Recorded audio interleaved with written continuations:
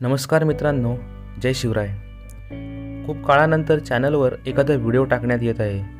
मधल्या काळामध्ये काही किल्ल्यांच्या दर्शनाचा योग आला, मात्र काही परिस्थितींमुळे तो दर्शवता आला नाही.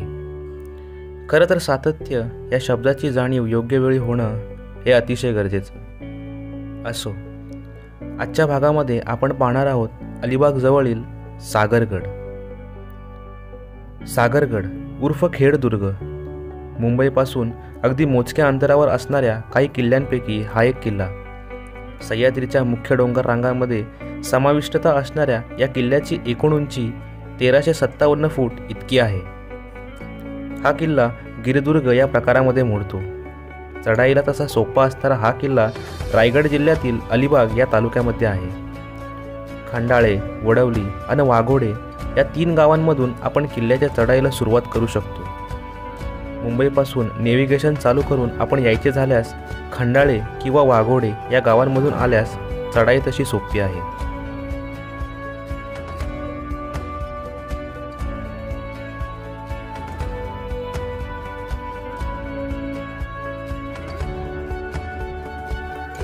कोणत्याही ऋतूमध्ये अवघ्या एका दिवसामध्ये संपूर्ण किल्ल्याची भ्रमंती करण्यासारखा हा खेडदुर्ग. अलिबाग समुद्र किनारा आणि धरमतरची खाडी या भागावर लक्ष ठेवण्यासाठी या किल्ल्याची उभारणी केली होती. छत्रपती शिवरायांनी खांदेरी, उंदेरी, सर्जाकोट, कुलाबा या किल्ल्यांची निर्मिती केली होतीच, मात्र अलिबाग प्रदेशाच्या संरक्षणाची भिस्त खऱ्या अर्थाने सागरगडावरच होती. नावात सागर असलं तरी समुद्र किनाऱ्यापासून किमान 5 मैल हा किल्ला दूर आहे.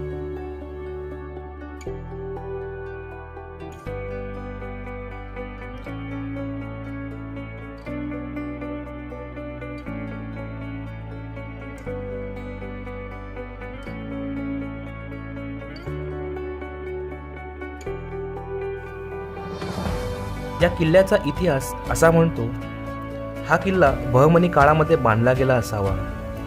छत्रपती शिवरायांनी हा किल्ला आदिलशहाकडून जिंकून घेतला. पुरंदरच्या तहात 23 किल्ले मोगलांना दिले गेले, त्यात सागरगडाचाही समावेश होता. दिल्लीहून सुखरूप परत आल्यानंतर 1670 ते 1672च्या काळात शिवरायांनी हा किल्ला परत स्वराज्यात आणला. पुढे 1679च्या खांदेरी युद्धातील इंग्रज कप्तानासह 25 इंग्रजी कैद्यांना याच ठिकाणी कैदेत ठेवण्यात आले होते. मग पुढे संभाजीराजांना मुकर्रब खानाने पकडल्यानंतर सागरगडाचा किल्लेदार मानकोजी सूर्यवंशी किल्ला सोडून प्रबळगडच्या आश्रयास गेला. संभाजीराजांच्या मृत्यूनंतर किल्ला सिद्दीच्या ताब्यात गेला. पुढे कान्होजी आंग्रे, भिवाजी गुजर, आरमार प्रमुख सिधोजी यांनी 1698 साली सिद्ध्याकडून हा किल्ला परत स्वराज्यात आणला.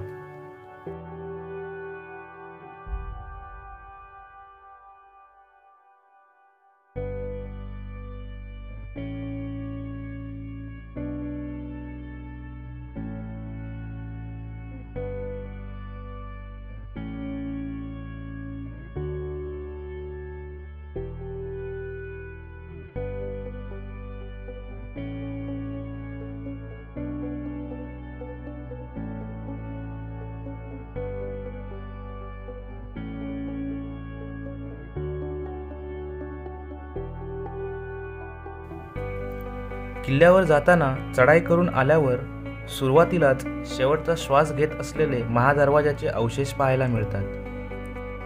एखाद्या किल्ल्याच्या महादरवाजाची अशा प्रकारची दुरावस्था पाहून खिन्न व्हायला होतं.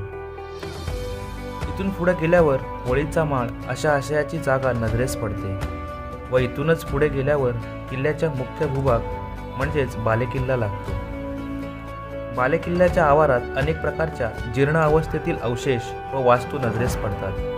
याच बालेकिल्ल्याहून मार्गस्थ झाल्यानंतर पुढे आपण छत्रपती शिवाजी महाराजांच्या अर्धाकृती पुतळ्यापर्यंत पोहोचतो. सुंदर, सुबक, डोळ्यांचं पारणं फेडणारी ही अर्धाकृती मूर्ती दुरूनच आपलं लक्ष वेधून घेते.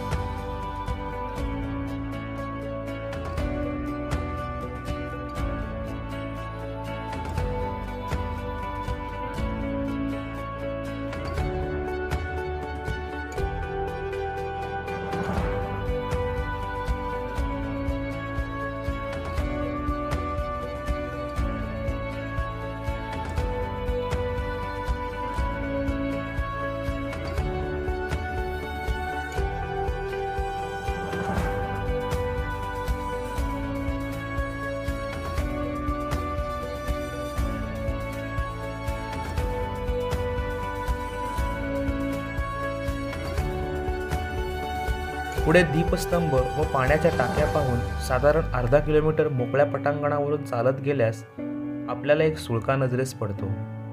वानरटोक सुळका असं त्याचं नाव सांगितलं जातं. व्याडेश्वराच्या मंदिराच्या खालच्या भागात असणाऱ्या छोटेखानी तलावामध्ये एक गायमुख आहे. या गायमुखातून पाण्याचे एक अखंड स्रोत वाहत असते.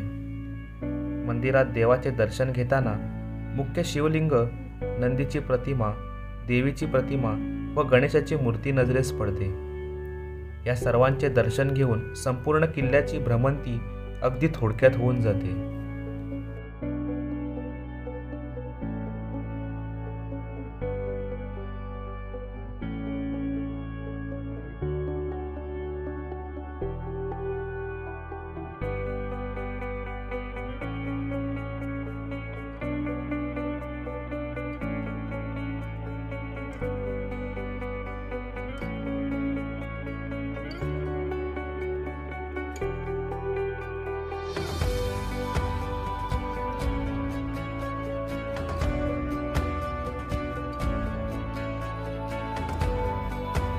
या किल्ल्याचे दर्शन घेताना एक गोष्ट जाणवली की हा किल्ला तितकासा प्रचलित नसावा कदाचित.